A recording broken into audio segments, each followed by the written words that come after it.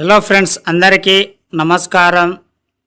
ఈ Telugu live story వింటున్న ప్రతి ఒక్కరికి థ్యాంక్ యూ సో మచ్.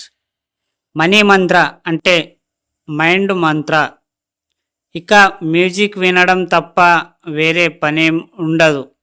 కావున విపరీతమైన ఆలోచనలు మిమ్మల్ని ఇబ్బంది పెడుతూ ఉంటాయి.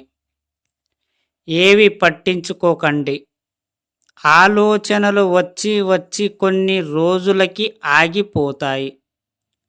అప్పుడు ఆలోచన రహిత స్థితి ఏర్పడుతుంది. దానినే ధ్యానంలో సమాధి అంటారు. ఇదంతా మీకు ఒక 40 రోజులలో అవగతమవుతుంది. ప్రశాంతంగా నమ్మకంతో చేయండి. మనకి ముందుగా ఏదో సాధించాలి, ఏదో చేసేయాలి అన్న తపన, ఉత్సాహం ఉంటుంది.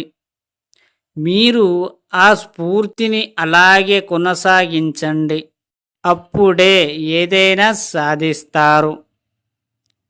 ఈ ప్రపంచంలో దేన్ని పట్టించుకోకండి. మీరు ఏం సాధించాలనుకుంటున్నారో దానిపైనే దృష్టి పెట్టండి. ఎవరి మాట వినకండి.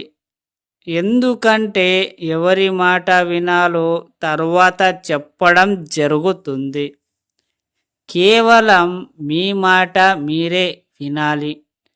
మీరే మిమ్మల్ని మీరే మాట్లాడుకోవాలి. ఇన్నర్ మైండ్తో కనెక్ట్ అవ్వాలి.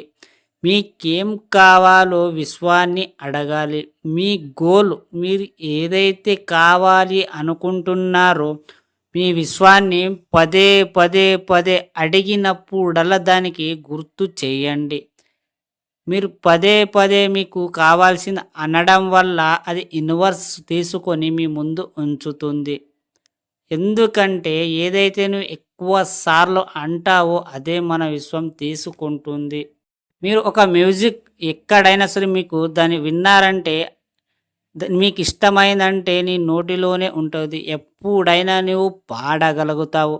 అలాగే నీ కోరికలన్నీ కూడా నీకేం కావాలన్నప్పుడు రోజు ఒక 10-20 సార్లు మీరు దాన్ని గుర్తు చేసుకుంటూ ఉండండి.